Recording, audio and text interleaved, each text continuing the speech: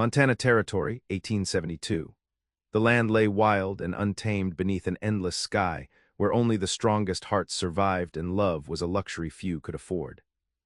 In this unforgiving country, where law was scarce and danger plentiful, two souls would discover that the greatest frontier to conquer was not the land, but the walls they had built around their hearts. Grant Taylor leaned against the weathered post of the general store porch, watching the approaching stagecoach with disinterest. At 26, his eyes already carried the weight of a man who had seen too much. The war had taken his youth, and the frontier had hardened what remained. His tall frame was lean but powerful, developed through long days in the saddle, and despite the dust of the trail, his handsome features turned more than a few heads in Cottonwood Springs. He adjusted his Stetson, shadowing eyes the color of a summer storm.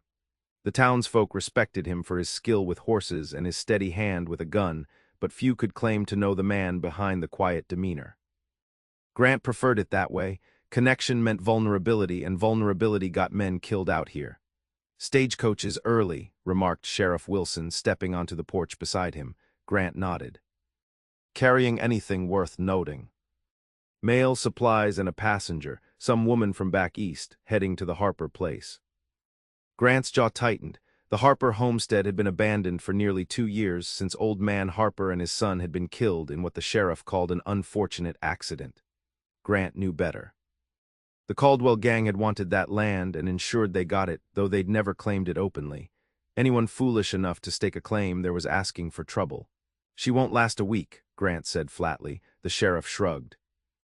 "Not our concern. Told her in my reply letter what happened out there, but she insisted on coming anyway."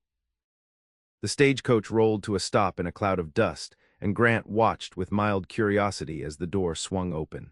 His casual indifference vanished the moment she stepped into the Montana sunlight. Bethany Harper adjusted her pale blue traveling dress and took her first breath of frontier air. At 22, she carried herself with a poise that seemed at odds with the rough-hewn town around her.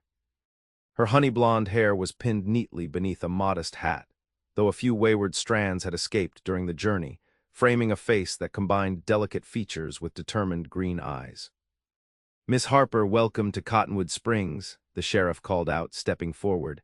"Hope your journey wasn't too tiresome." "Thank you, Sheriff Wilson." Her voice carried a softness that reminded Grant of places far from this harsh country. "It was quite an adventure." Grant studied her as she surveyed the town. Her expression revealed no disappointment at the dusty Main Street and weathered buildings that comprised Cottonwood Springs. Instead, her eyes held something he recognized all too well, resolve born of necessity. "This is Grant Taylor," the sheriff said, gesturing toward him. "Best horseman in the territory and knows every trail for 50 miles. If you need guidance getting settled, he's your man." Grant tipped his hat with reflexive courtesy, but his words contradicted the gesture. "Ma'am, with all due respect, you should consider taking the next stage back east. This territory isn't kind to those who don't know its ways." Bethany's smile remained, though it cooled considerably. "Mr. Taylor, I appreciate your concern, but I didn't travel 2,000 miles to turn back at the first discouraging word. The Harper place is my inheritance, and I intend to make it my home." "Your inheritance is a burned-out cabin and land that's attracted nothing but trouble," Grant replied bluntly. "Your uncle and cousin weren't the first to die defending it." Her composure faltered for just a moment before she steadied herself. "Then, I shall have to be the first Harper to succeed there, won't I?" Sheriff Wilson cleared his throat. "Miss Harper, you're welcome to stay at the boarding house until you get settled. Mrs. Peterson keeps a clean place." "Thank you, but I'd prefer to reach my property before nightfall if possible."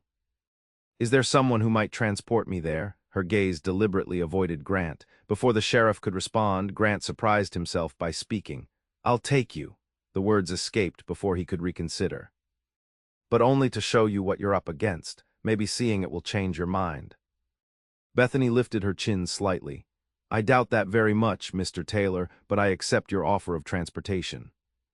As Grant helped load her trunks into his wagon, he silently cursed his impulsive decision. Getting involved with newcomers only invited trouble, especially stubborn, beautiful women with no concept of frontier dangers. He'd learned long ago that caring for others in this unforgiving land was a sure path to heartache. The frontier had taught him that lesson in blood, yet something about Bethany Harper's determined eyes stirred something he thought long dead.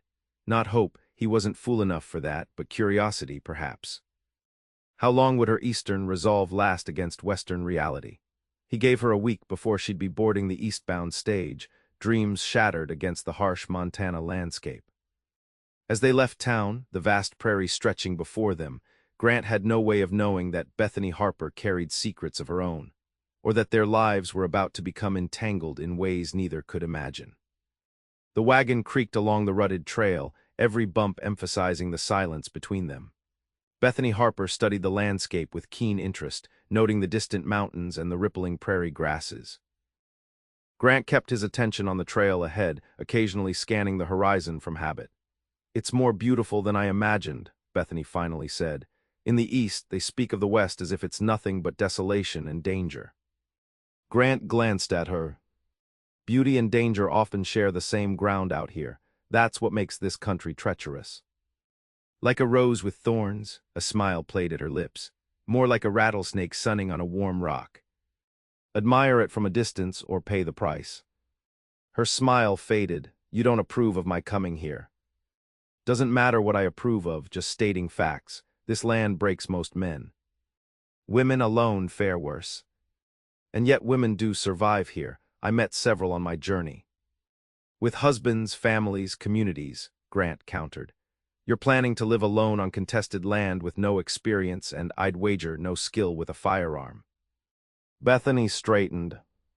"I can learn what I need to know.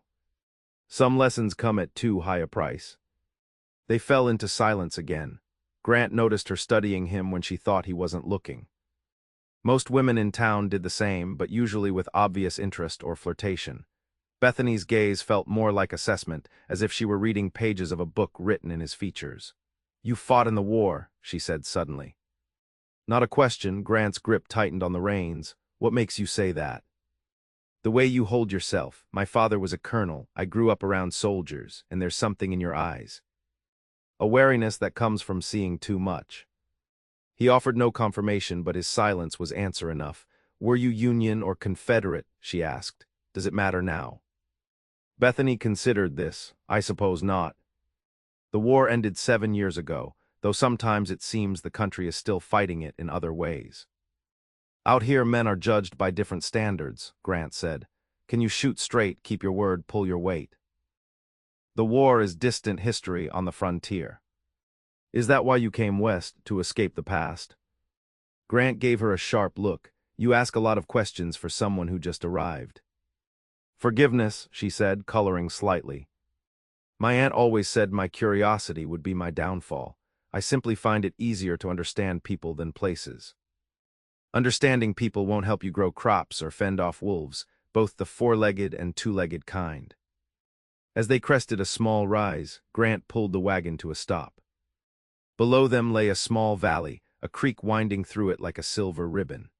Near the water stood the charred remains of what had once been a cabin, its blackened timbers stark against the green landscape. A barn stood nearby, its roof partially collapsed. "The Harper place," Grant said quietly, "your inheritance." Bethany's breath caught. For the first time since her arrival, uncertainty flickered across her face. She took in the ruins of what should have been her new beginning, her gloved hands clasping tightly in her lap.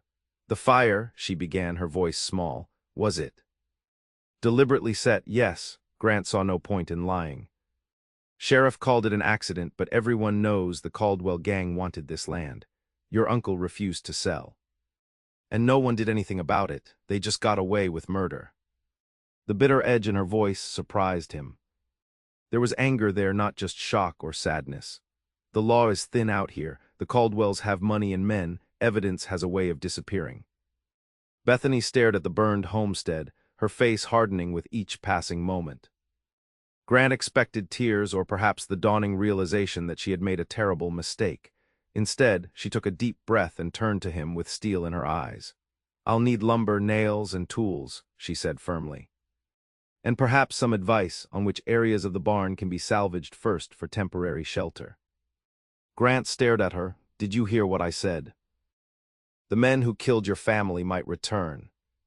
"I heard you perfectly, Mr. Taylor. I also heard that they wanted this land, my land. They didn't claim it after destroying the cabin, which suggests they need some pretense of legality. If I establish my claim properly, they'll have to deal with me directly." Her chin lifted. "And I am not my uncle." Something in her tone gave Grant pause. There was more to Bethany Harper than the refined Eastern lady she appeared to be. "What are you not telling me?" he asked directly. A shadow passed over her features. "We all have our reasons for coming west, Mr. Taylor. You've made it clear you don't share yours." "I'll extend the same courtesy by keeping mine to myself." Grant should have been relieved. The less he knew about her, the easier it would be to drop her at her property and wash his hands of the situation. Yet as he guided the wagon down toward the homestead, he found himself troubled by the thought of leaving her alone in this wilderness with nothing but burned timbers and secrets for company. By the time they reached the property, the sun had begun its descent toward the horizon. Grant helped Bethany down from the wagon and unloaded her trunks near what remained of the front porch. "There's a spring house around back," he said, gesturing. "Looks intact. At least you'll have clean water. The barn might provide shelter for a night or two, but you'll want proper walls before winter." Bethany nodded, surveying her inheritance with practical eyes. "Winter is months away. I have time." "Not as much as you think. Winters come early here and they're unforgiving." She turned to him, studying his face. "Why did you bring me here if you're so certain I'll fail?" The question caught Grant off guard. Why indeed, he could have refused, let someone else deal with the stubborn woman. "Someone needed to show you the truth," he finally said, "and now that you have." Grant frowned. "Now you have a choice.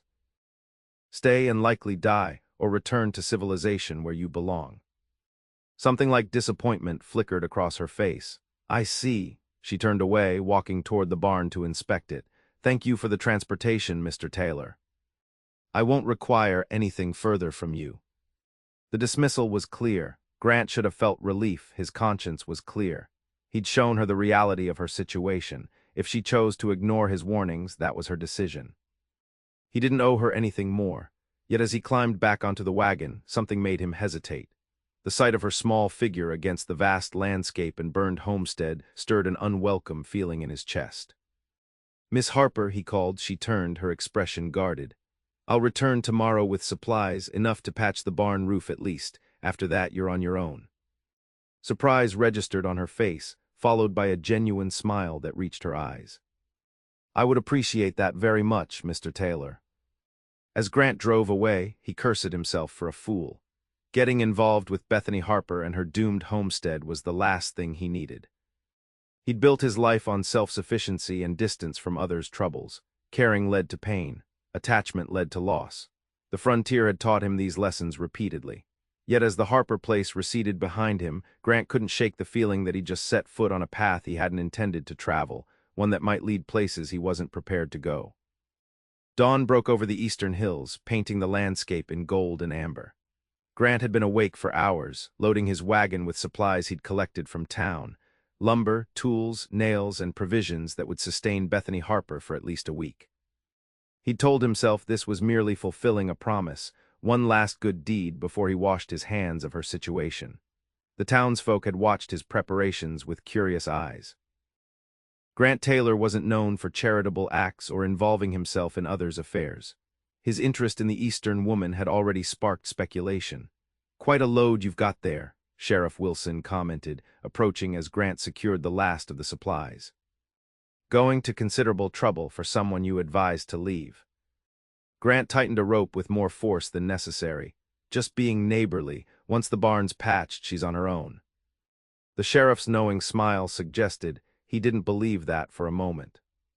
"The Caldwells rode through yesterday after you left, asked about our new arrival."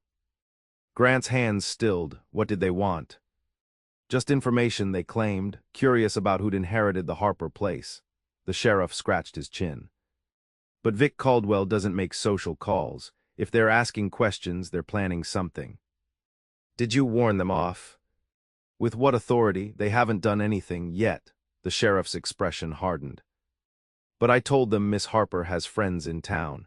Suggested they might find easier pickings elsewhere." Grant appreciated the lie. Bethany Harper had no friends here, just a reluctant Good Samaritan who planned to be rid of her problems as quickly as possible. "I'll keep an eye out," Grant said, climbing onto the wagon seat. "See that you do. Pretty woman like that all alone." The sheriff left the implications hanging in the air between them. Grant urged the horses forward, his jaw tight. The last thing he needed was to get caught between the Caldwells and Bethany Harper's stubborn determination. He'd seen what happened to those who crossed the Caldwell family, 4 pine boxes shipped back east with letters of condolence attached. Grant had written enough of those during the war to last several lifetimes. When he arrived at the Harper homestead, he was surprised to find Bethany already hard at work. She'd exchanged her traveling dress for a simple skirt and blouse, with her sleeves rolled to the elbows as she cleared debris from around the barn. Her honey blonde hair was tied back with a ribbon, practical rather than fashionable. She straightened as he approached, wiping her forehead with the back of her hand, leaving a smudge of dirt across her brow. "You came," she said, and something in her tone suggested she hadn't been entirely certain he would. "Said I would." Grant jumped down from the wagon. "Found a place to sleep." She gestured toward the barn. "The back stall is serviceable. I cleared it out and used some old blankets I found in a trunk." It wasn't comfortable, but it was shelter. Grant's estimation of her rose slightly. Most Eastern ladies would have been in hysterics after a night in a dilapidated barn. "Brought supplies," he said, beginning to unload the wagon. "Enough to patch the roof and shore up the weakest walls. Should give you proper shelter while you decide what to do next." "You still believe I'll leave?" There was no question in her statement. Grant paused. "I believe the smart thing would be to sell this land to someone who knows what they're doing and return east. Someone like the Caldwells, perhaps." Her directness startled him. "How do you know about them?" "My uncle's letters mentioned disputes with neighbors. The Caldwells featured prominently." She approached the wagon, examining the supplies. "And you mentioned them yesterday. If you knew about the trouble here, why come at all?" Bethany met his gaze steadily. "Some things are worth fighting for, Mr. Taylor. A burned-out homestead in the middle of nowhere. Legacy, justice, freedom." She picked up a hammer from the supplies. "Aren't those things men fought and died for in your war?" Grant had no ready answer. There was something in her eyes that reminded him uncomfortably of the idealism he'd once possessed. Before Petersburg, before the endless fields of dead men, before he'd learned that principles rarely survived contact with reality. "Let's get started on the roof," he said instead. "Daylight's wasting." They worked side by side through the morning. Grant was surprised by Bethany's willingness to learn and her refusal to shy away from difficult tasks. She handled tools awkwardly at first but improved rapidly. When he showed her how to measure and cut lumber, she watched intently and replicated his methods with careful precision. "You're a quick study," he commented as they broke for a midday meal of jerky and biscuits. "Necessity is a powerful teacher." She sipped water from a tin cup. "Though I'm grateful for your guidance. This would have taken me days on my own." Grant nodded, studying her hands. Already they showed blisters and small cuts, the first payments the frontier extracted from newcomers. "You should wear gloves," he said. "I had a pair, but they're too fine for this work. I'll need to purchase sturdier ones in town." "Take these." Grant pulled his spare work gloves from his belt. "Too big, but better than nothing." Bethany accepted them with genuine gratitude. "Thank you, Mr. Taylor." "Grant," he said, surprising himself. "If we're going to rebuild this barn together, might as well use my given name." A smile touched her lips. "And I'm Bethany, though my friends call me Bait." "I'm not your friend," he reminded her, though the words lacked their intended edge. "No," she agreed, her green eyes assessing him. "But you're not quite the indifferent stranger you present yourself to be either. A truly indifferent man wouldn't have returned with supplies."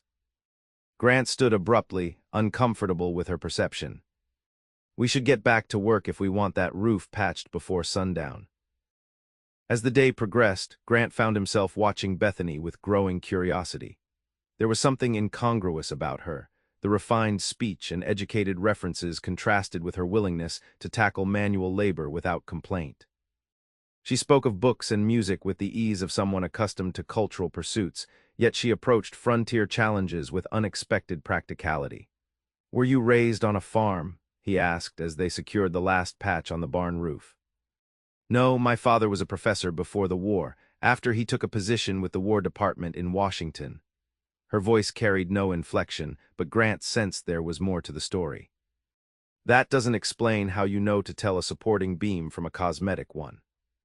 Bethany handed him another nail. I read extensively about frontier architecture and homesteading before I left. Knowledge may not be the same as experience, but it provides a foundation. Books don't teach you everything. No, but they teach you what questions to ask. She sat back on her heels, surveying their work. Like why the Caldwells would want this particular piece of land when there's so much empty territory around us. Grant paused, hammer in mid-swing. What makes you think there's a specific reason?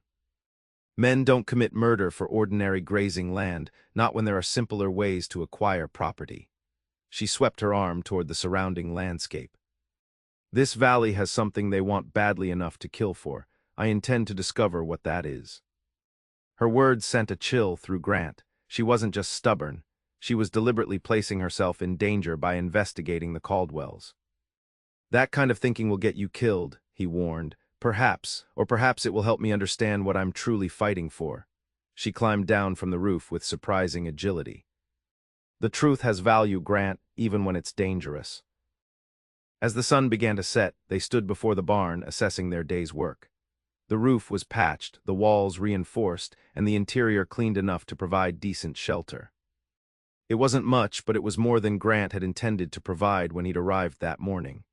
It will do until I can rebuild the cabin, Bethany said, satisfaction evident in her voice. You shouldn't stay here alone, Grant found himself saying. The Caldwells know you're here. They were asking about you in town yesterday. Fear flickered across her face, quickly replaced by determination. All the more reason to establish my claim firmly. I won't be driven off by threats. It won't be threats, it will be action, and it will come without warning. Grant stepped closer. At least come to town until I can help you hire some hands for protection.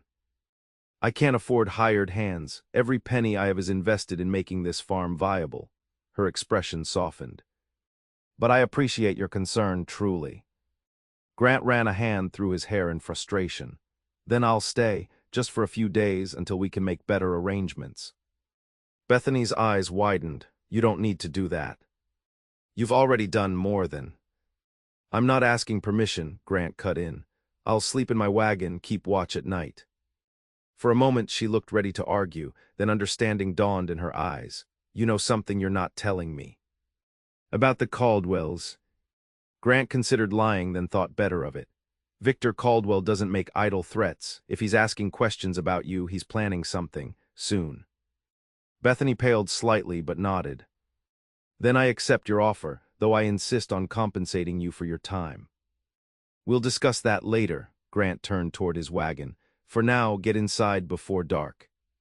I'll make a circuit of the property. As Grant rode the perimeter of the Harper land in the fading light, he questioned his own judgment. Staying to protect Bethany Harper meant involving himself in precisely the kind of situation he'd avoided for years. Attachment meant vulnerability. Caring for others had cost him everyone he'd loved during and after the war.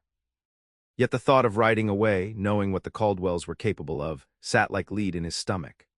Something about Bethany's determination, her willingness to fight for what was hers, stirred memories of the man he'd once been, before disillusionment had hardened him. As darkness fell, Grant positioned his wagon near the barn entrance and built a small fire. He cleaned his revolver by firelight, the familiar ritual calming his thoughts. From inside the barn, he could hear Bethany moving about, preparing for night. She emerged a short while later, now wearing a shawl against the evening chill. Her hair hung loose around her shoulders, catching the firelight like spun gold. "May I join you?" she asked. Grant nodded, suddenly aware of how intimate the situation might appear to outsiders. A woman and man alone on an isolated homestead, sharing a fire under the vast Montana sky. Bethany seemed unconcerned with propriety as she settled across from him. In Washington, you can barely see the stars through the city smoke. Here, they're close enough to touch.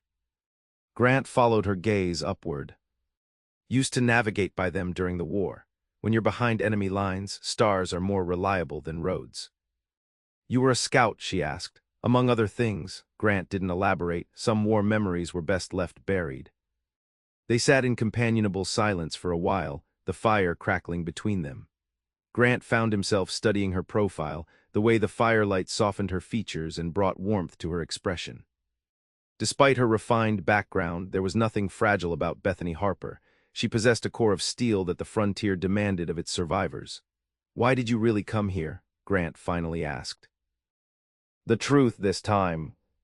Bethany's gaze remained on the stars for a long moment before she answered. "My father died 6 months ago, influenza. His position with the War Department provided us with a comfortable life, but also enemies. When he died, those enemies made it clear I was no longer welcome in Washington society." "What kind of enemies?" "The kind that profit from war and resent those who expose their methods." She looked at him directly. "My father investigated corruption in military contracts. His findings cost powerful men their fortunes and reputations. Understanding dawned, and they took their revenge on you after he died." She nodded. They were subtle rumors. Withdrawn invitations, banking difficulties, my father's pension mysteriously delayed, nothing illegal, just a systematic dismantling of the life I knew. Her voice hardened. "When I received notification of my uncle's death and my inheritance here, it seemed like providence. A chance to start fresh where my father's enemies couldn't reach me." "Until you arrived and found your inheritance in ashes," Grant said quietly. "Yes, but I refuse to be driven away again. I've had enough of powerful men deciding my fate." The firelight caught the determination in her eyes. "This land is legally mine. If the Caldwells want it, they'll have to face me directly."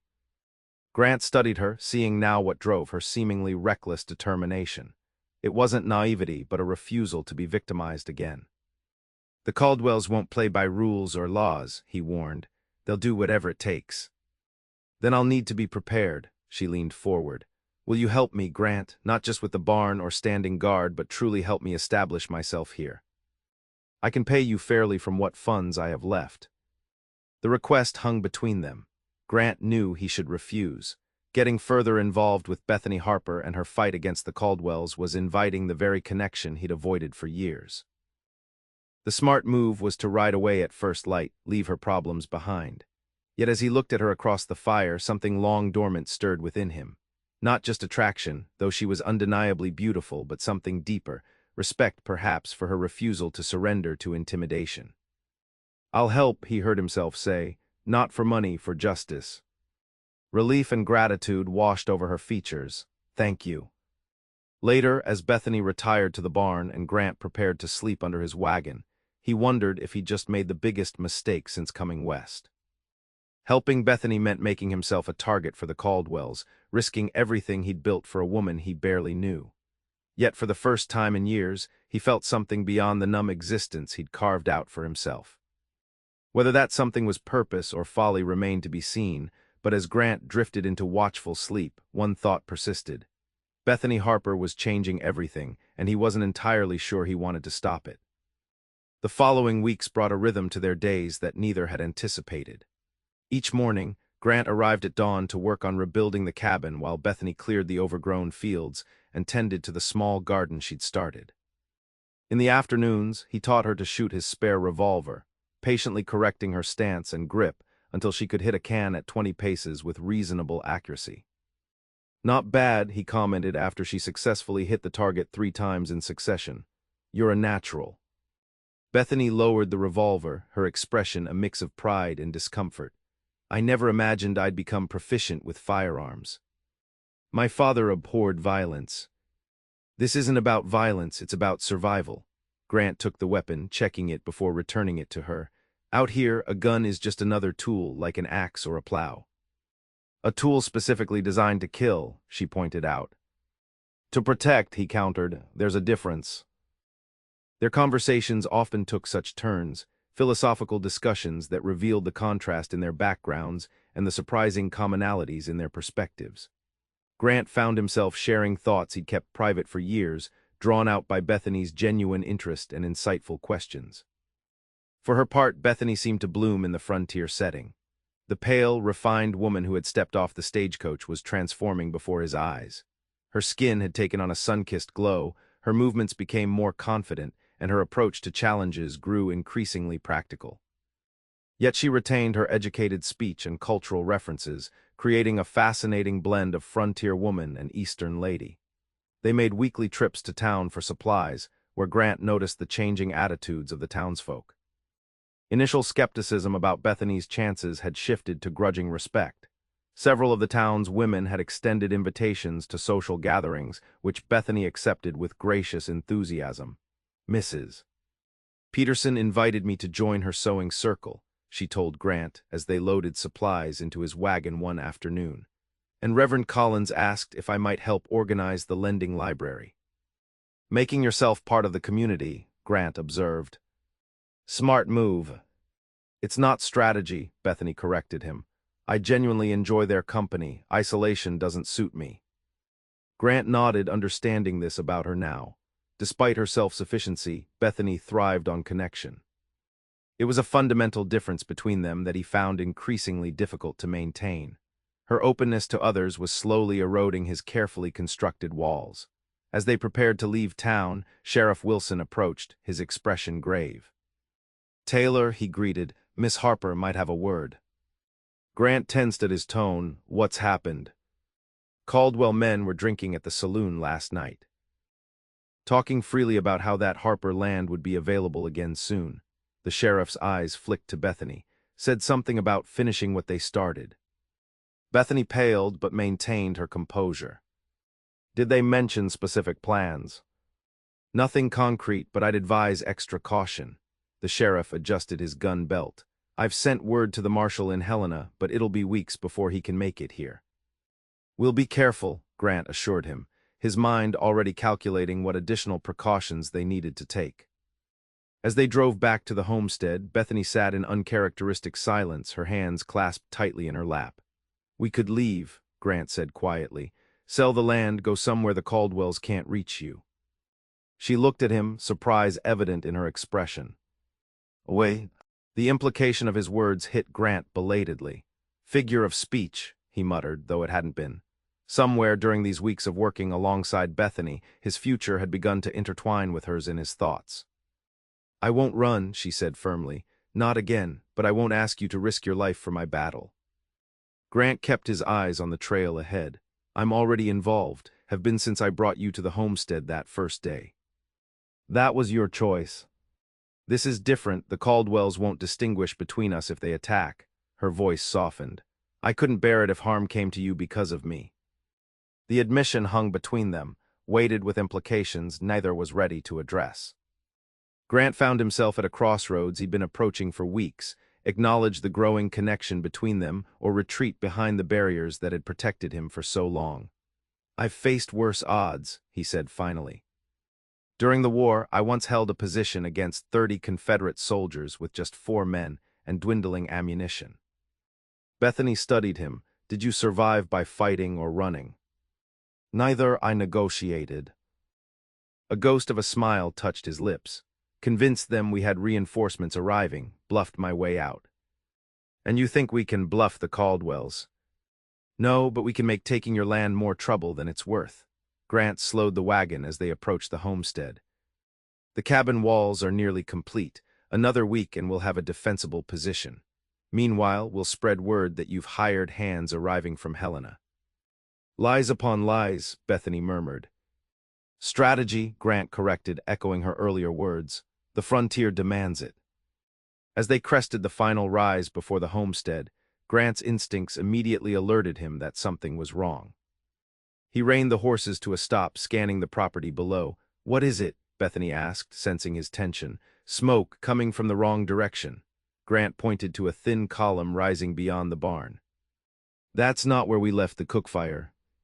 Without hesitation, he reached for the rifle stored beneath the wagon seat, checking that it was loaded. Stay here, he instructed, handing Bethany the reins. I will not, she protested. If someone's on my property. Bethany, Grant cut her off, his voice sharp with urgency. If it's the Caldwells, they won't hesitate to hurt you. Stay with the wagon. If you hear gunfire, head straight back to town. Before she could argue further, Grant slipped from the wagon and moved toward the homestead, using the natural contours of the land for cover. As he approached, he could make out 3 horses tethered near the partially constructed cabin. From his position, he could see two men rifling through their supplies while a third examined the cabin walls. Caldwell men, without question. Grant recognized Lee Caldwell, Victor's younger brother, and two of their regular hired guns. Their presence confirmed the sheriff's warning. This wasn't a casual visit, but a deliberate act of intimidation. Grant weighed his options. He was outnumbered, but had the element of surprise. Direct confrontation risked escalating the situation, but allowing them to vandalize the homestead would only encourage further intrusions. Before he could decide, movement caught his eye. Bethany was approaching from the opposite direction, having circled around while he was assessing the situation. She held his spare revolver with determined steadiness, keeping to cover as he'd taught her. Grant cursed silently. Her presence complicated matters exponentially, yet he couldn't help admiring her courage. Motioning for her to stay put, he circled to position himself between her and potential danger. Too late, he realized it was exactly what the Caldwell men expected. A twig snapped beneath his boot, and Lee Caldwell whirled, pistol drawn. "Well, look what we found, boys," Lee called out, his voice carrying across the homestead. "The Harper woman's guard dog." Grant straightened slowly, keeping his rifle lowered but ready. "You're trespassing, Caldwell." Lee smirked, a tall man with cruel eyes and expensive clothes that seemed out of place on the frontier. "Funny thing about trespassing, requires someone to own the land." He gestured toward the partially built cabin. "This land's been abandoned since the unfortunate fire. We're just checking on the property." "It belongs to Miss Harper." "Legal and proper." Grant took a measured step forward. "Time for you to leave." The other two men spread out slightly, hands hovering near their weapons. The tension in the air was palpable, like the moment before a lightning strike. "Miss Harper," Lee called out loudly, "I know you're hiding somewhere. Come on out. We're just being neighborly." Grant's heart sank as Bethany emerged from her hiding place, the revolver held confidently at her side. She approached with measured steps, her chin high despite the danger. "Mr. Caldwell," she greeted coolly, "I don't recall inviting you onto my property." Lee's eyes narrowed as he assessed her. "Feisty little thing, aren't you? Can see why Taylor here has taken an interest." His gaze shifted between them. "Though I wonder if he's told you everything about this land you're so determined to claim." Grant tensed. "She knows what happened to her uncle and cousin." "Does she now?" Lee's smile was all predator. "Does she know about the survey, about what's underneath this worthless grazing land?" Confusion flickered across Bethany's face. "What survey?" "Bethany, don't listen to him," Grant warned, but Lee was already pressing his advantage. "Your uncle commissioned a geological survey last year, kept it mighty quiet," Lee gestured expansively. "This valley sits on one of the richest copper deposits in the territory, worth a fortune to the right investors." Grant watched understanding dawn in Bethany's eyes, followed quickly by realization. She turned to him. "Did you know?" "Rumors," Grant admitted reluctantly, "nothing confirmed." "Until now," Lee interjected smoothly. "My brother is prepared to make a very generous offer for this land, Miss Harper." "More than fair, considering the circumstances." "The circumstances being that you murdered my family for it," Bethany replied, her voice steady despite the accusation. Lee's expression hardened. "Careful with accusations, miss. Accidents happen all too frequently on the frontier, to all sorts of people." The threat hung in the air, unmistakable. Grant shifted slightly, positioning himself between Bethany and the Caldwell men. "You've delivered your message," Grant said coldly. "Now get off this land before I remove you." Lee studied him, calculation in his gaze. 3 against 1, Taylor. Bad odds, even for a war hero. 3 against 2, Bethany corrected, the revolver now raised and pointed steadily at Lee. "And I'm a very quick study with firearms." For a tense moment no one moved, then Lee laughed, a sound without humor. "Well, isn't this interesting?" "The Eastern lady has found her backbone." He backed toward his horse. "We'll go for now, but my brother's offer stands until the end of the week. After that," he shrugged. "Well, the frontier is a dangerous place." As the Caldwell men mounted their horses, Lee called back over his shoulder. "Ask Taylor about the fire sometime, Miss Harper. Ask him where he was the night your uncle died." With that parting shot, they rode away, leaving a heavy silence in their wake. Grant felt Bethany's gaze on him, questioning and uncertain. What did he mean? She asked quietly once the riders were out of sight. Grant holstered his weapon, his movements deliberate as he bought time to consider his response. The moment he'd dreaded had arrived, the past he'd tried to outrun catching up to him through Lee Caldwell's calculated words. "I was here the night of the fire," he admitted finally, meeting her eyes. "I arrived too late to save your uncle and cousin, but I pulled their bodies from the flames." Bethany's expression registered shock. "You never told me." "It wasn't something I wanted to remember," Grant's jaw tightened. "Your uncle had hired me to help with the spring roundup. I was riding back from town when I saw the flames. By the time I arrived, the Caldwell men were riding away, and the cabin was fully engulfed." "Did you report what you saw to the sheriff?" "I tried." "Sheriff Wilson took my statement, but without proof." Grant shook his head. "The Caldwells claimed they were 20 miles away that night, had witnesses to back them up." Bethany processed this, her brow furrowed. "And the survey? Did you know about the copper?" "Your uncle mentioned having the land assessed before I left for town. Said he had suspicions about why the Caldwells were suddenly interested in buying him out." Grant ran a hand through his hair. "When I returned, everything was gone. Your uncle, your cousin, any papers they might have had. Yet you let me come here, knowing all this." There was hurt in her voice, but also dawning comprehension. "That's why you tried to convince me to leave. You knew I was walking into danger." "I knew, and I still let you stay," Grant acknowledged, the admission costing him. "I should have insisted you return east, should have told you everything from the beginning." Bethany was silent for a long moment, digesting this revelation. Then, to Grant's surprise, she holstered her revolver and closed the distance between them. "You stayed to protect me," she said softly, "even knowing what might come." "I shouldn't have," Grant replied honestly. "Getting involved, caring about what happens to you, it goes against everything I've lived by since the war." "And what have you lived by, Grant Taylor?" Her green eyes searched his face. "Isolation, distance, has that brought you happiness?" The question struck at the heart of the contradiction he'd been living. "It kept me alive, kept others safe from the dangers that follow me." "At what cost?" Bethany's hand rose, hesitating briefly before resting against his cheek. "A life without connection isn't living, it's merely existing." Her touch broke something within him, a dam holding back emotions he'd denied for years. Grant closed his eyes briefly, allowing himself to lean into her hand. "The Caldwells will come back," he said, opening his eyes to meet her gaze. "With more men, they won't stop until they have this land. Then we'll be ready." Determination blazed in her eyes. "I won't abandon my legacy. Not to them, not to fear." In that moment, looking into Bethany's resolute face, Grant made a decision that would alter the course of both their lives. The barriers he'd maintained for so long crumbled in the face of a simple truth. Some connections were worth the risk they demanded. "We'll finish the cabin," he said firmly, "and then I'll help you fight for what's yours." As the sun began to set over the Montana landscape, Grant and Bethany stood side by side, facing an uncertain future together. The path ahead was fraught with danger, but for the first time in years, Grant felt something beyond the numbness that had defined his existence. It might have been hope. The days that followed were filled with purpose and urgency. Grant and Bethany worked from dawn until dusk, focusing on completing the cabin and reinforcing it for defense. Word of the confrontation with the Caldwells spread through Cottonwood Springs, creating unexpected allies. Several townsfolk who had suffered at the Caldwells' hands offered assistance, bringing supplies, lending tools, and providing extra hands for the heavy work.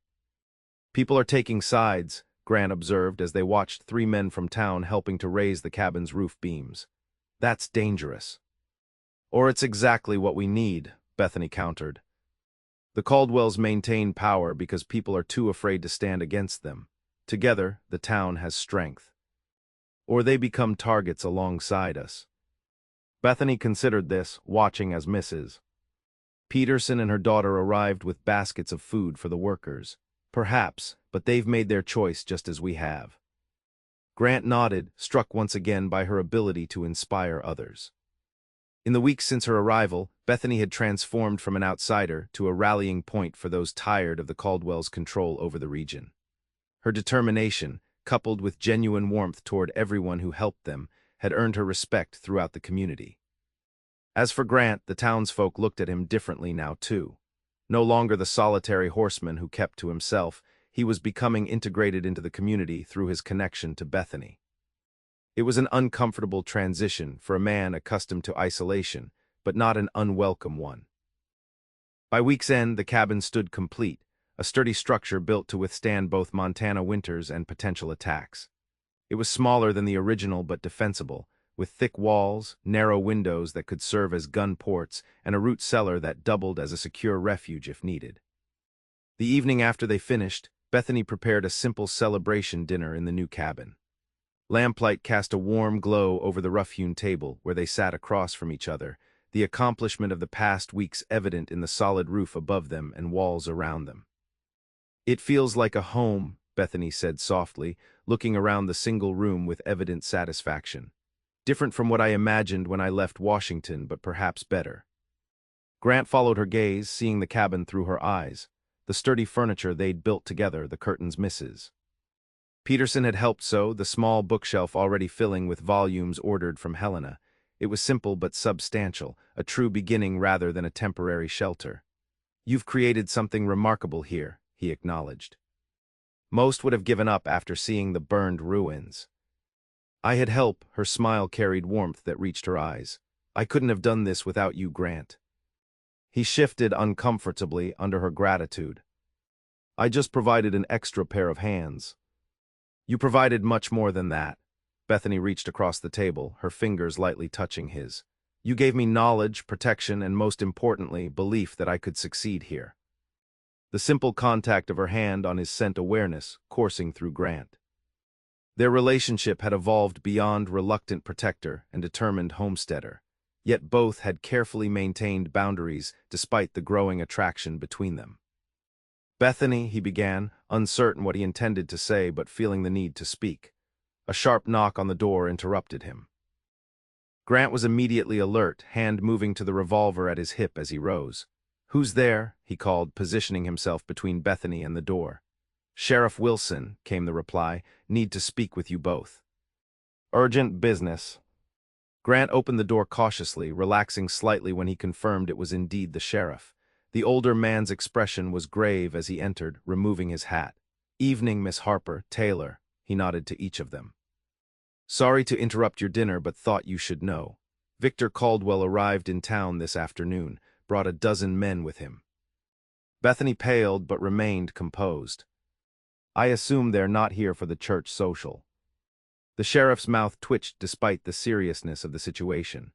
"No, ma'am. Word is they're planning to resolve the Harper situation once and for all. Caldwell's been in closed meetings with Judge Parker all afternoon." Grant frowned. "Parker's in Caldwell's pocket, has been for years.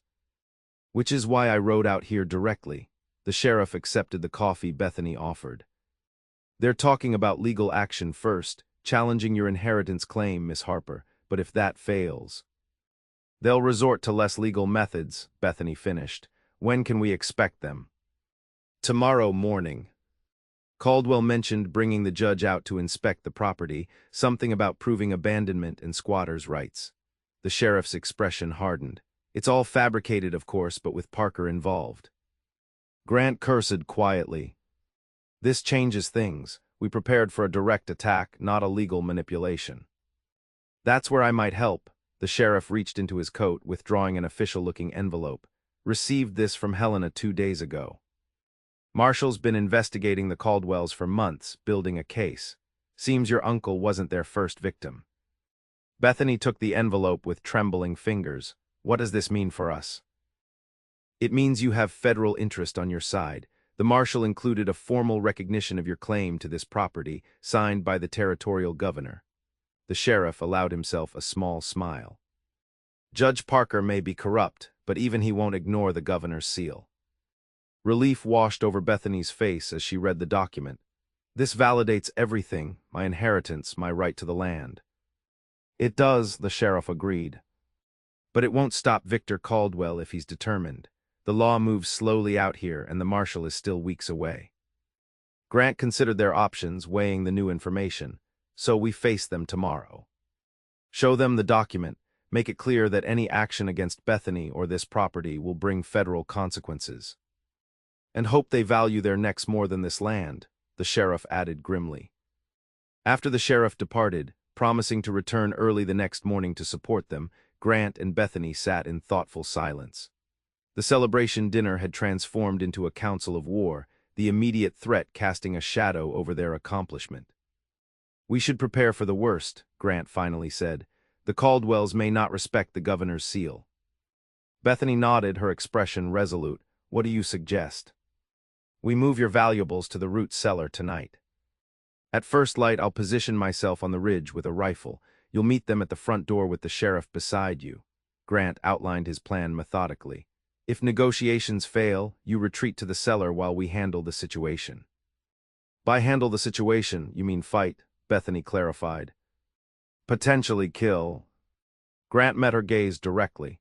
"If necessary, these men murdered your family. They won't hesitate to do the same to you, to us, if they believe they can escape consequences." Bethany was silent for a moment, struggling with the implications. Despite her determination to defend her property, violence didn't come naturally to her. "There must be another way," she said finally, "something beyond legal documents and rifles." "Sometimes there isn't," Grant replied, the weight of experience in his words. "Sometimes you must choose between what's comfortable and what's necessary." Bethany rose, moving to stand before the small window that faced the valley. The moonlight illuminated her profile, highlighting the strength that had developed alongside her frontier skills. "I came west to escape powerlessness," she said quietly, "to build something that couldn't be taken from me by men who believe their desires outweigh others' rights." She turned to face him. "I won't become like them, willing to destroy lives for property, but neither will I surrender what's mine through fear." Grant stood, drawn to her certainty, despite his own pragmatic assessment of their situation. "What do you propose?"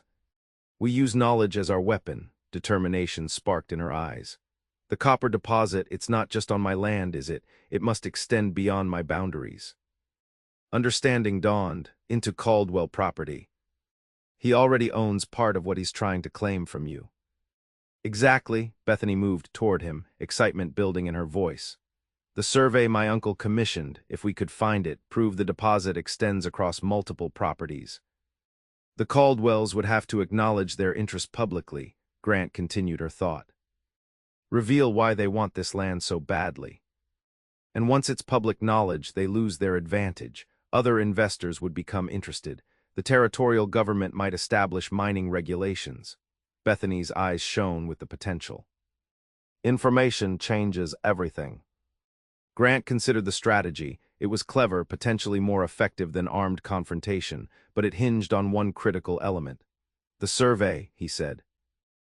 "Without it, we have nothing but speculation." Bethany's expression fell slightly. "My uncle must have hidden it. Something that valuable wouldn't have been left in the open, even before the attack." If he had time to hide it, Grant's mind raced through possibilities.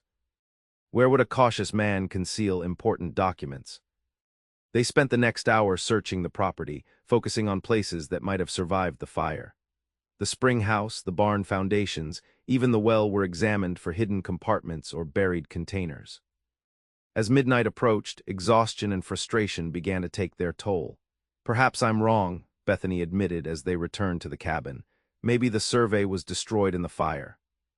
Grant was about to agree when a memory surfaced, something he'd noticed while rebuilding the cabin but hadn't considered significant. "Wait," he said suddenly. "Your uncle's cabin had a stone fireplace with a hollow chimney support. We built this one on the same foundation." Understanding lit Bethany's face. A hiding place within the structure itself. Together they examined the new fireplace, looking for inconsistencies in the stonework. Grant ran his fingers along the base, feeling for loose mortar or movable stones.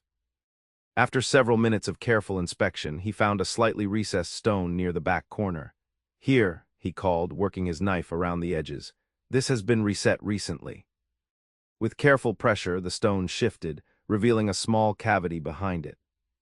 Grant reached in and extracted a metal container, tarnished but intact. Inside was a folded document, the geological survey, preserved despite the fire that had claimed the original cabin. Bethany spread the survey on the table with trembling hands. The detailed map confirmed their suspicions. A significant copper deposit extended beneath her property and continued into Caldwell land, with the richest concentration at the boundary between the two. "This changes everything," she whispered, tracing the survey lines. "The Caldwells need both properties to access the main deposit effectively." Grant studied the document, noting the official seals and signatures that verified its authenticity. "This is powerful leverage. If Caldwell wants to mine this copper, he needs your cooperation, or he needs you gone."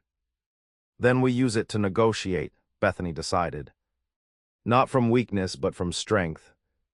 As they prepared for the confrontation ahead, a new tension emerged between them, not from fear of the Caldwells, but from the unspoken question of what would happen afterward. If they succeeded in securing Bethany's position, what place would Grant have in her life? The partnership forged through necessity had grown into something deeper, yet neither had put words to the feelings developing between them. That night, as Grant prepared to leave for his customary watch position outside, Bethany stopped him at the door. "Stay," she said simply. "There's no need for you to sleep outside tonight." Grant hesitated, aware of the implications of remaining in the one-room cabin overnight. "The townsfolk talk enough already about our arrangement." "Let them talk." Bethany's voice was steady despite the color rising in her cheeks. "Tomorrow we face the Caldwells together. Tonight I don't want to be alone with my thoughts." "Bethany." "Not for anything improper," she clarified quickly. "Just presence yours." The vulnerability in her request dissolved Grant's resistance. He nodded, setting his rifle beside the door instead of taking it outside. They prepared for sleep in companionable silence, Grant making a pallet near the fire while Bethany took the small bed they'd constructed in the corner. As darkness settled over the cabin, Grant found himself listening to Bethany's breathing, finding reassurance in each steady inhale and exhale. Whatever tomorrow brought, they would face it together, a concept that would have been foreign to him just months ago but now seemed as natural as the Montana sunrise. "Grant," Bethany's voice came softly through the darkness. "Yes." A pause, then, "Thank you for everything." The simple words carried weight beyond their surface meaning. Gratitude not just for physical protection or practical help, but for the emotional support that had allowed her to build a new life in this harsh land. "You're the one who made this happen," Grant replied. "I just provided an extra pair of hands, remember." He could hear the smile in her voice as she answered, "We both know it was more than that." Sleep came eventually, carrying Grant into dreams not of war or loss, but of possibility, of a future he hadn't allowed himself to imagine until a determined Eastern woman stepped off a stagecoach and into his carefully isolated life. Morning arrived with golden light streaming through the cabin windows. Grant woke first, the habits of a soldier still ingrained despite the rare comfort of sleeping indoors. He rekindled the fire and prepared coffee, allowing Bethany a few more minutes of rest before the day's confrontation. She joined him as the coffee boiled, her hair hastily braided and her expression resolute. "What time do you expect them?" "Mid-morning," Grant replied, pouring her a cup. "The sheriff said he'd arrive first, give us time to prepare." They ate a simple breakfast, reviewing their strategy. The survey was carefully repackaged and hidden in Bethany's dress pocket, to be revealed only at the strategic moment. Grant would position himself where he could observe the approaching party while remaining close enough to intervene if necessary. Sheriff Wilson arrived as promised, bringing news that Victor Caldwell, Judge Parker, and at least 6 armed men had departed town shortly after dawn. "They're moving with purpose," the sheriff warned. "Victor looked confident, too confident for my liking." "He believes he's holding all the cards," Bethany replied calmly. "We're about to prove him wrong." The three of them took positions around the property. The sheriff on the porch beside Bethany, Grant concealed near the barn with a clear view of the approach. They didn't have long to wait. Within the hour, a party of riders appeared on the horizon, making directly for the homestead. Grant studied them through field glasses. Victor Caldwell rode at the front, a barrel-chested man with silver-streaked hair and an expensive Eastern suit that seemed out of place on the frontier. Beside him was Judge Parker, a thin, nervous-looking man who constantly adjusted his spectacles. Behind them rode Lee Caldwell and 6 armed men, their expressions grim and purposeful. Here we go, Grant murmured to himself, adjusting his position to maintain cover while keeping Bethany in sight. The riders pulled up before the cabin, Victor Caldwell surveying the new construction with evident displeasure. Judge Parker produced a document from his saddlebag, examining it with exaggerated care. "Miss Harper," Victor called out, his voice carrying easily across the yard, "I see you've been busy with improvements. Quite ambitious for a woman alone." "Not alone, Mr. Caldwell," Bethany replied steadily from the porch. "As you can see." Victor's gaze flickered to the sheriff, then scanned the property, likely looking for Grant. "Sheriff Wilson. I'm surprised to find you participating in this situation. Judge Parker and I are here on official business regarding land ownership." The sheriff stepped forward. "So I've heard. Funny thing about official business, usually requires proper documentation." Judge Parker cleared his throat nervously. "I have the necessary papers right here. This land was abandoned after the unfortunate incident with the previous owners. Under territorial law, abandoned property reverts to public domain after." "After a much longer period than has elapsed," Bethany interrupted firmly. "My uncle and cousin died less than 2 years ago. I received official notification of my inheritance and traveled here to claim it, as is my legal right." Victor Caldwell's expression hardened. "The property was in ruins when you arrived. No reasonable person would consider it maintained or inhabited. Yet here I stand, in a rebuilt cabin on land that has been continuously held by my family." Bethany's voice remained calm. "And I have documentation confirming my legal claim, endorsed by the territorial governor himself." This clearly caught both Caldwell and the judge off guard. Victor recovered quickly, his smile tight. "Documentation can be challenged, Miss Harper, especially when there are questions about the original ownership." "What questions might those be?" The sheriff's hand rested casually near his sidearm. Lee Caldwell, who had remained silent until now, urged his horse forward. "The Harper claim was never properly registered. We have witnesses who will testify that old man Harper jumped an existing claim when he arrived." "Interesting theory," Grant called, emerging from his position and walking toward the group. "Especially since territorial records show John Harper registered this land legally in 1868, 2 years before any Caldwell set foot in this valley." Victor's eyes narrowed at Grant's appearance. "Taylor. Still playing protector to our Eastern visitor, I see. One might question your motives." "One might question yours," Grant countered, positioning himself beside Bethany. "Particularly your sudden interest in abandoned property that you've tried to acquire for years." The tension was palpable as the two groups faced off. Judge Parker looked increasingly uncomfortable, glancing between the Caldwells and the sheriff as if uncertain which authority he should respect. Victor Caldwell finally broke the standoff, dismounting with deliberate casualness. "Let's dispense with the pretense. Miss Harper, you're an intelligent woman. You must realize your position here is untenable. A woman alone cannot manage frontier property effectively." "Yet I have managed quite well," Bethany replied, "with help from friends and neighbors who, interestingly, seem eager to support me against your claims. Temporary assistance from misguided sentimentalists." Victor waved dismissively. "I'm prepared to make you a generous offer, $5,000 for this land. More than fair, considering its condition." A murmur ran through the assembled men. It was indeed a substantial sum, far more than the apparent value of the property. "Why so generous, Mr. Caldwell?" Bethany asked, her hand slipping into her pocket. "What makes this particular plot so valuable to you?"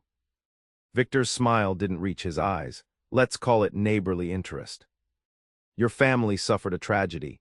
I'm offering a solution that benefits everyone. Everyone except my uncle and cousin, who died defending this land from your neighborly interest," Bethany replied, her voice hardening. "Or perhaps your interest has more to do with what lies beneath the surface than what stands upon it." Victor stiffened almost imperceptibly. "I don't follow your meaning." Bethany withdrew the survey from her pocket, unfolding it carefully. "I believe you understand perfectly. This geological survey, commissioned by my uncle shortly before his death, details the copper deposit that extends across our properties. The same deposit that makes this land worth far more than your generous offer." The shock on Victor Caldwell's face was genuine and quickly replaced by calculating assessment. Judge Parker leaned forward in his saddle, suddenly very interested in the document Bethany held. "A copper deposit?" the judge asked, his loyalty to Caldwell wavering in the face of potential wealth. "Significant. One of the richest in the territory," Grant confirmed, "and documented with proper territorial seals, the kind of discovery that attracts attention from mining companies, investors, and government regulators." Victor's expression darkened. "That survey is Harper property, likely stolen during the fire. It should be surrendered to proper authorities." "I am the proper authority for Harper property," Bethany stated firmly. "And I'm prepared to use this information in several ways." She stepped forward, confidence in every movement. "I could make it public, inform every investor and mining company between here and Helena about this untapped resource." Lee Caldwell cursed quietly, recognizing the threat. If word spread, the valley would be overrun with prospectors and corporate interests, diminishing the Caldwells' ability to control the situation. "Or," Bethany continued, "I could propose a partnership. A legitimate, documented agreement between neighboring landowners to develop this resource together. Equal shares, equal responsibilities." The audacity of her offer left Victor momentarily speechless. He had come expecting to intimidate or legally manipulate a vulnerable woman. Instead, he faced a formidable negotiator with leverage he hadn't anticipated. Sheriff Wilson stepped forward. "Seems to me Miss Harper is offering you a fair deal, Caldwell. Certainly more favorable than explaining to a federal marshal why you've been trying to seize property with known mineral value." Victor's gaze shifted between the survey, Bethany's resolute expression, and Grant's watchful stance. The calculations were visible on his face as he weighed his options. "A partnership," he finally said, testing the word, "with legally binding terms and transparent operations." "Precisely," Bethany agreed. "Witnessed by Judge Parker and filed with both territorial and federal offices." "And the matter of your uncle's death." Victor's voice was careful, probing for potential accusations. "Remains exactly what the sheriff determined, a tragic accident." Bethany met his gaze steadily. "Unless evidence suggests otherwise in the future." The implicit threat was clear. Cooperation now could prevent investigation later. Victor Caldwell was being offered a chance to legitimize his interest in the copper deposit while avoiding scrutiny of past actions. After a tense moment, Victor extended his hand. "I believe we can come to an arrangement, Miss Harper. Perhaps we should discuss terms more comfortably, in town, with proper legal representation for both parties." Bethany accepted the handshake with dignity. "I look forward to a productive relationship, Mr. Caldwell, one built on mutual respect and clear boundaries." The meeting concluded with surprising civility, Judge Parker volunteering to draft initial partnership documents for review. As the Caldwell party prepared to depart, Victor lingered, speaking quietly to Bethany. "You've proven yourself a worthy adversary, Miss Harper. Not many would have stood their ground as you have." "I'm not interested in being your adversary or your victim, Mr. Caldwell," Bethany replied. "Only your equal in business matters that affect us both." Victor nodded, a newfound respect in his assessment. "Your uncle would be proud." He mounted his horse, adding, "Though I suspect Taylor's influence in this strategy." "Mr. Taylor has been invaluable," Bethany acknowledged. "But the decision to negotiate rather than capitulate was entirely mine." As the Caldwell party rode away, Sheriff Wilson shook his head in amazement. "Never thought I'd see Victor Caldwell back down from anything he wanted. You've accomplished something remarkable here, Miss Harper." "We're not finished," Grant cautioned. "Victor Caldwell doesn't surrender easily. He's retreating to regroup, not conceding defeat." "Perhaps," Bethany agreed, "but we've changed the nature of the conflict. From violence to negotiation, from threats to partnership, that's a victory in itself." The sheriff departed shortly after, promising to monitor the Caldwells' activities in town and report any concerning developments. As his horse disappeared over the rise, Grant and Bethany found themselves alone, the tension of the confrontation giving way to realization of what they'd accomplished. "You were magnificent," Grant said quietly. Few men could have handled Victor Caldwell so effectively, let alone a woman new to the territory. Bethany's composed facade finally relaxed, her hands trembling slightly with released tension. I was terrified the entire time. But I kept thinking of my father, how he stood against powerful interests in Washington. He taught me that showing fear only strengthens an opponent's position. Grant smiled. Your father taught you well. They moved to the porch, sitting side by side on the bench they'd built together, looking out over the land that was now securely Bethany's. The future stretched before them with new possibilities, a copper partnership that could bring prosperity, a homestead that could flourish, a community that had rallied to their cause. Yet between them hung the unspoken question that had grown more insistent with each passing day. What now? The immediate threat had passed, the cabin was built, the property secured. Grant's stated reasons for remaining had been fulfilled. Will you leave? Bethany asked finally, giving voice to the question that shadowed their victory. Grant considered carefully before answering. For years he had avoided attachment, believing it made him vulnerable. The frontier demanded self-reliance, he'd told himself. Connections led to loss. Yet these past months with Bethany had awakened something he'd thought long dead, the capacity to care deeply, to fight for something beyond mere survival. That depends, he said slowly. Is there a reason for me to stay? Bethany turned to face him, vulnerability and courage mingling in her expression. I can think of several. The partnership with the Caldwells will require oversight. The homestead needs additional improvements. Winter preparations should begin soon.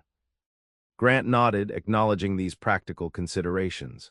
All true, but those aren't reasons for me specifically to stay. Any capable hand could assist with those tasks. Then how about this reason? Bethany said, her voice softening. I've come to care for you, Grant Taylor, more than I intended, certainly more than is wise for a woman establishing independence. But there it is. I would have you stay because your presence makes this place feel like home in ways that have nothing to do with walls or roofs. The directness of her admission struck Grant with its courage.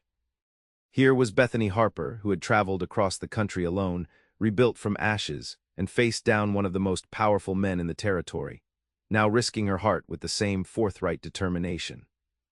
I came west to escape, Grant said slowly, holding her gaze. From memories, from attachments, from the pain that comes with caring too deeply, I built walls around myself that kept everyone at a distance. He reached for her hand, a gesture that felt both foreign and natural. Then you arrived and challenged everything I thought I knew about survival. Hope flickered in Bethany's eyes. Is that a reason to stay or to leave? It's a reason to stop running, Grant replied. To acknowledge that the protection I thought isolation provided was an illusion.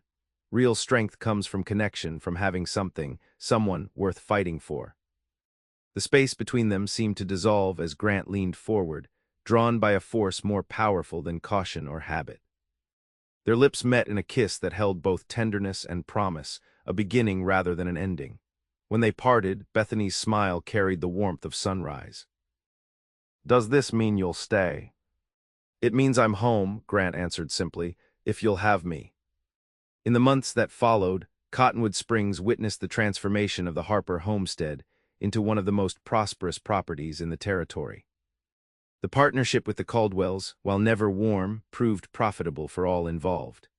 The copper deposit attracted responsible development, bringing jobs and growth to the region without the destructive boom-and-bust cycle that plagued other mining towns. Bethany Harper became known for her business acumen and community leadership, establishing a school and lending library that served the growing population. Grant Taylor, once the solitary horseman who kept to himself, became an integral part of the community's development, respected for his fairness and practical knowledge. Their wedding the following spring drew attendance from throughout the territory, a celebration not just of their union, but of the community they had helped forge. Even Victor Caldwell attended, bringing an expensive silver service as a wedding gift that was as much acknowledgement of respect as it was obligation. As they stood together on the porch of their expanded home that wedding night, looking out over the land they had defended together, Bethany leaned against her husband's shoulder. When I left Washington, I never imagined finding this, she said softly. Not just a home or prosperity, but purpose, partnership. Grant's arm tightened around her waist. And I never imagined that the woman who stepped off that stagecoach would dismantle every defense I'd built since the war. Defenses against what? Bethany asked, though she knew the answer. Against hope, Grant replied simply. Against the possibility that love could exist even in the harshest places. As darkness settled over the Montana landscape, the lights of their home glowed warm against the wilderness, a beacon of what could be built when determination met courage, when the past was faced rather than fled, when two people chose to stand together against whatever challenges the frontier might bring. Their love had indeed defied all odds, transforming not just their lives but the very land they had fought to claim. In finding each other, they had discovered the greatest treasure the West could offer, not gold or copper or vast acreage, but the profound strength that comes from sharing a life built through adversity and triumph, side by side, heart to heart, day by day. In the years to come, as their family grew and the territory flourished around them, Grant and Bethany Taylor would often recall those first difficult months with a sense of wonder. How a journey that began with loss and isolation had led to the fullest expression of home that either could have imagined. Proving that even in the wild Montana territory, love could not only survive but thrive, changing everything it touched with its transformative power.